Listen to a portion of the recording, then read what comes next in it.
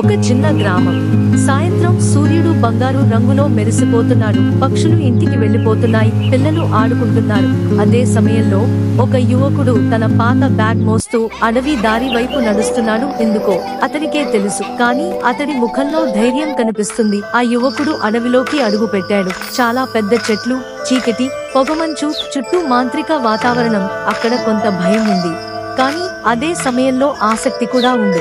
అంతలోనే ఒక వింత వృద్ధుడు కనిపించాడు. అతడి తలపై ఆకుల కిరీటం, చేతిలో మాయా కర్ర, అతని కళ్ళలో వెలుగు ఉంది. ఏమీ చెప్పకుండా అతడు చిరునవ్వుతో చూసి మాయమైపోయాడు. అప్పుడు మొదలయ్యింది అసలైన ప్రయాణం. అడవి లోపల యువకుడి భయాలు బయటికి వచ్చాయి. కోపంతో కేకలేసే తండ్రి, విఫలమైన పరీక్షల కాగితాలు గాలిలో ఎగురుతూ, తనని వదిలేసిన స్నేహితుల నీడలు నవ్వుతూ అతను చాలా భయపడ్డాడు. కానీ పారిపోలేదు.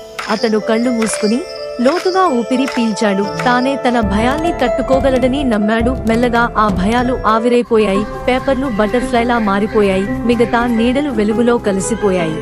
అతని పక్కన ఒక చిన్న మాయా జీవి చిన్ని దీపంలాగా మెరిసిపోయింది. ఇక అడవి చివర వెలుగు మైదానం కనిపించింది. పువ్వులు, సేద్యమైన గాలి, నెమ్మదిగా ఉదయ సూర్యుడు. యువకుడు నవ్వాడు. అతను కొత్తగా అనిపించుకున్నాడు. ఇక భయాలే లేవు, ఇప్పుడు ధైర్యమే ఉంది. మన ముందున్న మార్గం ఎన్నిసార్లు చీకటిగా కనిపించినా అది మన ధైర్యంతో వెలుగులోకి వస్తుంది. భయాన్ని పారవేయద్దు, వాటిని అర్థం చేసుకోండి, ఎదుర్కోండి. అప్పుడే నిజమైన మార్గం మనకు కనిపిస్తుంది.